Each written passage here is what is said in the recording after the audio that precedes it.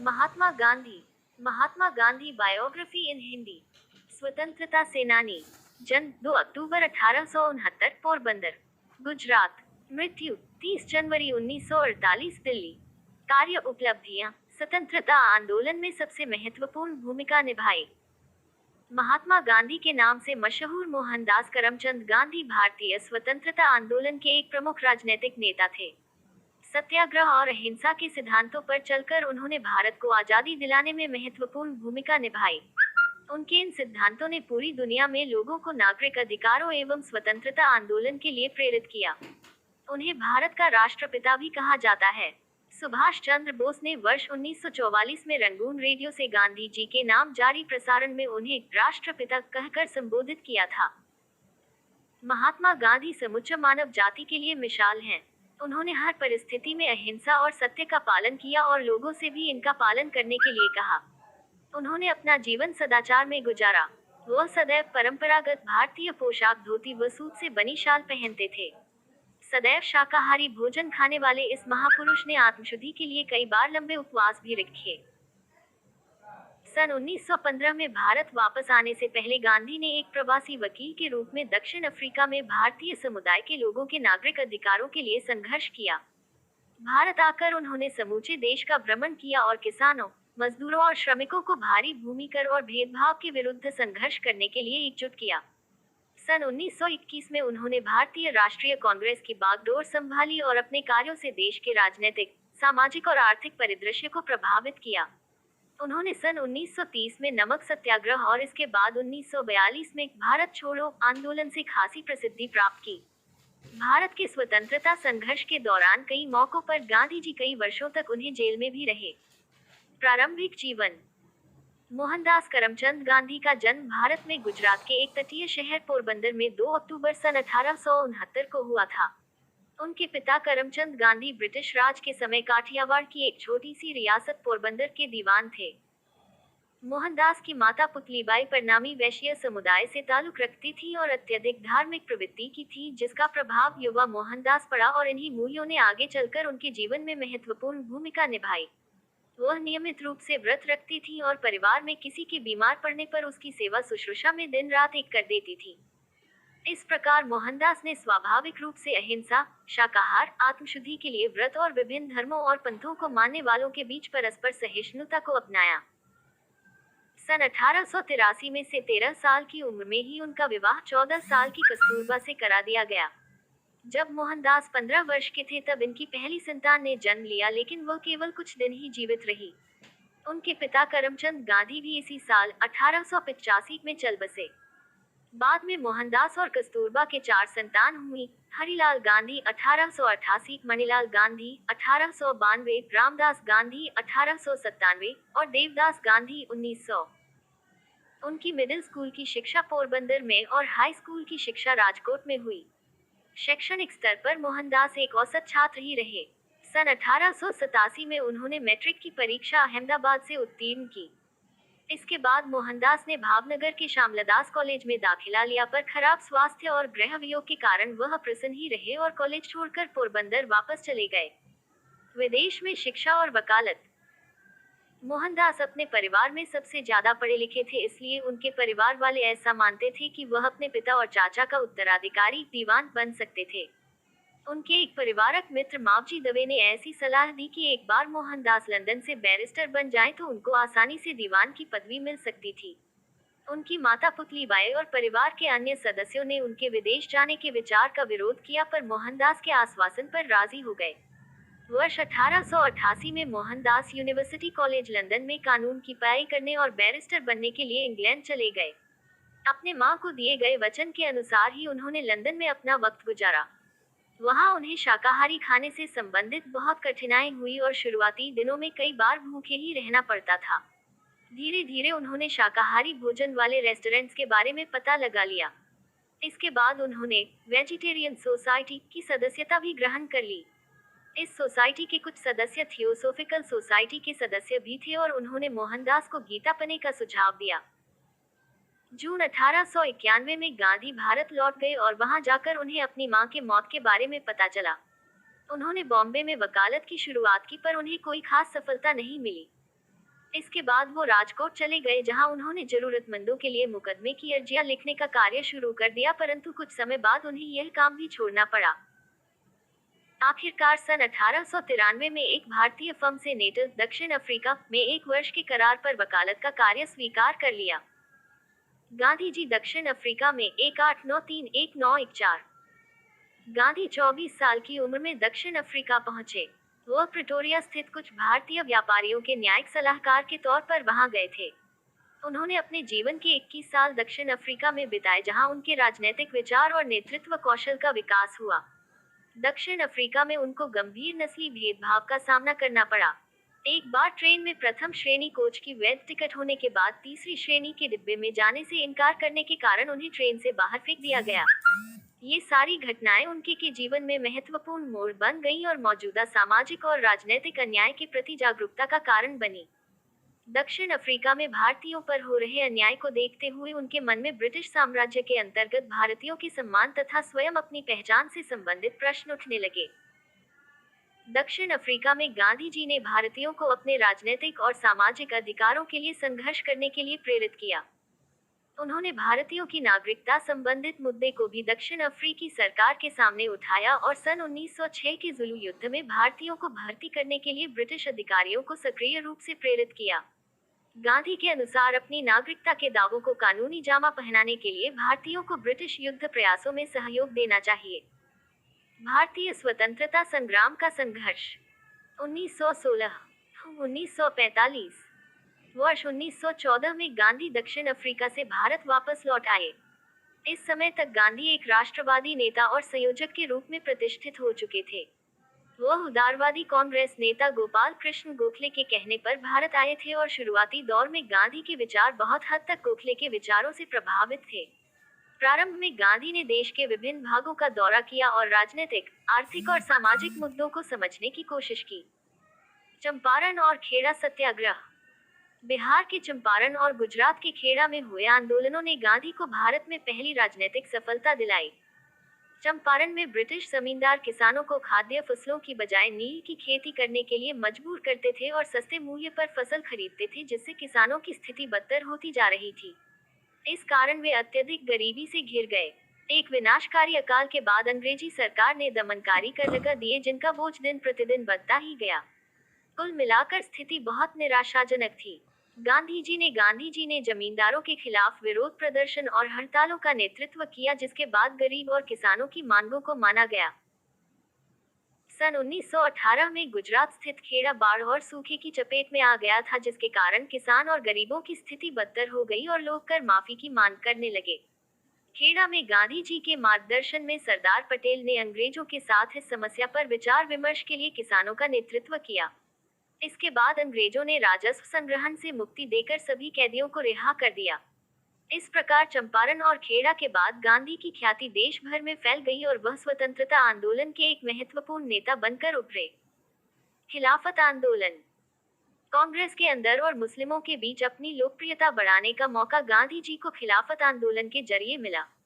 खिलाफत एक विश्वव्यापी आंदोलन था, जिसके द्वारा खलीफा के गिरते प्रभुत्व का विरोध सारी दुनिया के मुसलमानों द्वारा किया जा रहा था। प्रथम विश्व युद्ध में पराजित होने के बाद ओटोमन साम्राज्य विखंडित कर दिया गया था, जिसके कारण मुसलमानों को अपने धर्म और धार्मिक स्थलों की सुरक्षा को लेकर चिंता बनी हुई थी। भारत में खिलाफत का नेतृत्व ऑल इंडिया मुस्लिम कॉन्फ्रेंस द्वारा किया जा रहा था। धीरे धीरे गांधी इसके मुख्य प्रवक्ता बन गए। भारतीय मुसलमानों के साथ एकजुटता व्यक्त करने के लिए उन्होंने अंग्रेजों द्वारा दिए सम्मान और मेडल वापस कर दिया। इसके बाद गांधी न सिर्फ कांग्रेस बल्कि देश के एकमात्र ऐसे नेता बन गए जिसका प्रभाव विभिन्न समुदायों के लोगों पर था। असहयोग आंदोलन। गांधी जी का मानना था कि भारत में अंग्रेजी हुकूमत भारतीयों के सहयोग से ही संभव हो पाई थी और अगर हम सब मिलकर अंग्रेजों के खिलाफ हर बात पर असहयोग करें तो आजादी संभव है। गांधी जी की बढ़ती लोकप्रियता ने उन्हें कांग्रेस का सबसे बड़ा नेता बना दिया था और अब वह इस स्थिति में थे कि अंग्रेजों के विरुद्ध असहयोग, अहिंसा तथा शांतिपूर्ण प्रतिकार जैसे अस्त्रों का प्रयोग कर सकें। इसी बीच जलियांवाला नरसंहार ने देश को भारी आघात पहुंचाया, जिससे जनता में क्रोध और हिंसा की ज्वाला भड़क उठी थी। गांधी जी ने स्वदेशी नीति का आह्वान किया, जिसमें विदेशी वस्तुओं विशेषकर अंग्रेजी वस्तुओं का बहिष्कार करना था। उनका कहना था कि सभी भारतीय अंग्रेजों द्वारा बनाए वस्त्रों की अपेक्षा हमारे अपने लोगों द्वारा हाथ से बनाई गई खादी पहने। उन्होंने पुरुषों और महिलाओं को प्रतिदिन सूत काटने के लिए कहा। इसके अलावा महात्मा गांधी ने ब्रिटेन की शैक्षिकी संस्थाओं और अदालतों का बहिष्कार, सरकारी नौकरियों को छोड़ने तथा अंग्रेजी सरकार से मिले तमगों और सम्मान को वापस लौटाने का भी अनुरोध किया। असहयोग आंदोलन को अपार सफलता मिल रही थी, जिससे समाज के सभी वर्गों में जोश और भागीदारी बढ़ गई, लेकिन फरवरी 1922 में इसका अंत चौरी चौरा कांड के साथ हो गया।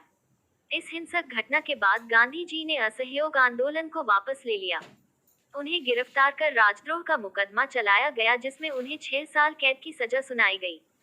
खराब स्वास्थ्य के चलते उन्हें फरवरी 1924 में सरकार ने रिहा कर दिया। स्वराज और नमक सत्याग्रह। असहयोग आंदोलन के दौरान गिरफ्तारी के बाद गांधी जी फरवरी 1924 में रिहा हुए और सन 1928 तक सक्रिय राजनीति से दूर ही रहे। इस दौरान वह स्वराज पार्टी और कांग्रेस के बीच मनमुटाव को कम करने में लगे रहे और इसके अतिरिक्त अस्पृश्यता, शराब, अज्ञानता और गरीबी के खिलाफ भी लड़ते रहे। इसी समय अंग्रेजी सरकार ने सर जॉन साइमन के नेतृत्व में भारत के लिए एक नया संवैधानिक सुधार आयोग बनाया, पर उसका एक भी सदस्य भारतीय नहीं था, जिसके कारण भारतीय राजनीतिक दलों ने इसका बहिष्कार किया। इसके पश्चात दिसंबर 1928 के कलकत्ता अधिवेशन में गांधी जी ने अंग्रेजी हुकूमत को भारतीय साम्राज्य को सत्ता प्रदान करने के लिए कहा और ऐसा न करने पर देश की आजादी के लिए असहयोग आंदोलन का सामना करने के लिए तैयार रहने के लिए भी कहा। अंग्रेजों द्वारा कोई जवाब नहीं मिलने पर 31 दिसंबर 1929 को लाहौर में भारत का झंडा फहराया गया और कांग्रेस ने 26 जनवरी 1930 का दिन भारतीय स्वतंत्रता दिवस के रूप में मनाया। इसके पश्चात गांधी जी ने सरकार द्वारा नमक पर कर लगाए जाने के विरोध में नमक सत्याग्रह चलाया, जिसके अंतर्गत उन्होंने 12 मार्च से 6 अप्रैल तक अहमदाबाद से दांडी, गुजरात तक लगभग 388 किलोमीटर की यात्रा की। इस यात्रा का उद्देश्य स्वयं नमक उत्पन्न करना था।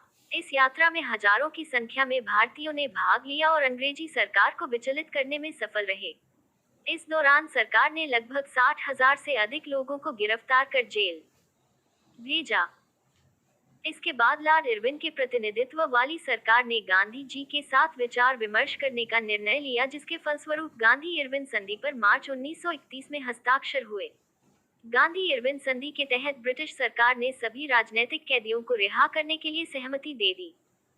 इस समझौते के परिणाम स्वरूप गांधी कांग्रेस के एकमात्र प्रतिनिधि के रूप में लंदन में आयोजित गोलमेज सम्मेलन में भाग लिया, परंतु यह सम्मेलन कांग्रेस और दूसरे राष्ट्रवादियों के लिए घोर निराशाजनक रहा। इसके बाद गांधी फिर से गिरफ्तार कर लिए गए और सरकार ने राष्ट्रवादी आंदोलन को कुचलने की कोशिश की। 1934 में गांधी ने कांग्रेस की सदस्यता से इस्तीफा दे दिया। उन्होंने राजनीतिक गतिविधियों के स्थान पर अब रचनात्मक कार्यक्रमों के माध्यम से सबसे निचले स्तर से राष्ट्र के निर्माण पर अपना ध्यान लगाया। उन्होंने ग्रामीण भारत को शिक्षित करने, छुआछूत के खिलाफ आंदोलन जारी रखने, कताई, बुनाई और अन्य कुटीर उद्योगों को बढ़ावा देने और लोगों की आवश्यकताओं के अनुकूल शिक्षा प्रणाली बनाने का काम शुरू किया। हरिजन आंदोलन। दलित नेता बी.आर. अम्बेडकर की कोशिशों के परिणाम स्वरूप अंग्रेज सरकार ने अछूतों के लिए एक नए संविधान के अंतर्गत पृथक निर्वाचन मंजूर कर दिया था। येरवडा जेल में बंद गांधी जी ने इसके विरोध में सितंबर 1932 में 6 दिन का उपवास किया और सरकार को एक समान व्यवस्था पूना पैक्ट अपनाने पर मजबूर किया। अछूतों के जीवन को सुधारने के लिए गांधी जी द्वारा चलाए गए अभियान की यह शुरुआत थी। 8 मई 1933 को गांधी जी ने आत्मशुद्धि के लिए 21 दिन का उपवास किया और हरिजन आंदोलन को आगे बढ़ाने के लिए 1 वर्षीय अभियान की शुरुआत की। अम्बेडकर जैसे दलित नेता इस आंदोलन से प्रसन्न नहीं थे और गांधी जी द्वारा दलितों के लिए हरिजन शब्द का उपयोग करने की निंदा की। द्वितीय विश्व युद्ध और भारत छोड़ो आंदोलन। द्वितीय विश्व युद्ध के आरंभ में गांधी जी अंग्रेजों को अहिंसात्मक नैतिक सहयोग देने के पक्षधर थे, परंतु कांग्रेस के बहुत से नेता इस बात से नाखुश थे कि जनता के प्रतिनिधियों के परामर्श लिए बिना ही सरकार ने देश को युद्ध में झोंक दिया था। गांधी ने घोषणा की कि एक तरफ भारत को आजादी देने से इनकार किया जा रहा था और दूसरी तरफ लोकतांत्रिक शक्तियों की जीत के लिए भारत को युद्ध में शामिल किया जा रहा था। जैसे जैसे युद्ध बढ़ता गया, गांधी जी और कांग्रेस ने भारत छोड़ो आंदोलन की मांग को तीव्र कर दिया। भारत छोड़ो स्वतंत्रता आंदोलन के संघर्ष का सर्वाधिक शक्तिशाली आंदोलन बन गया, जिसमें व्यापक हिंसा और गिरफ्तारी हुई। इस संघर्ष में हजारों की संख्या में स्वतंत्रता सेनानी या तो मारे गए या घायल हो गए और हजारों गिरफ्तार भी कर लिए गए। गांधी जी ने यह स्पष्ट कर दिया था कि वह ब्रिटिश युद्ध प्रयासों को समर्थन तब तक नहीं देंगे जब तक भारत को तत्काल आजादी न दे दी जाए। उन्होंने यह भी कह दिया था कि व्यक्तिगत हिंसा के बावजूद यह आंदोलन बंद नहीं होगा। उनका मानना था कि देश में व्याप्त सरकारी अराजकता असली अराजकता से भी खतरनाक है। गांधी जी ने सभी कांग्रेसियों और भारतीयों को हिंसा के साथ करो या मरो, डू और डाई के साथ अनुशासन बनाए रखने को कहा।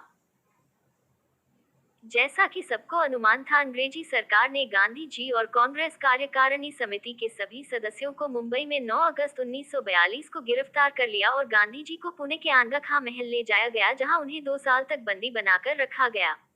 इसी दौरान उनकी पत्नी कस्तूरबा गांधी का देहांत बाद 22 फरवरी 1944 को हो गया और कुछ समय बाद गांधी जी भी मलेरिया से पीड़ित हो गए। अंग्रेज उन्हें इस हालत में जेल में नहीं छोड़ सकते थे, इसलिए जरूरी उपचार के लिए 6 मई 1944 को उन्हें रिहा कर दिया गया।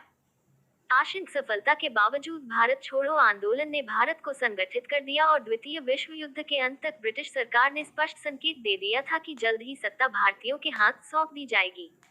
गांधी जी ने भारत छोड़ो आंदोलन समाप्त कर दिया और सरकार ने लगभग 1 लाख राजनीतिक कैदियों को रिहा कर दिया। देश का विभाजन और आजादी।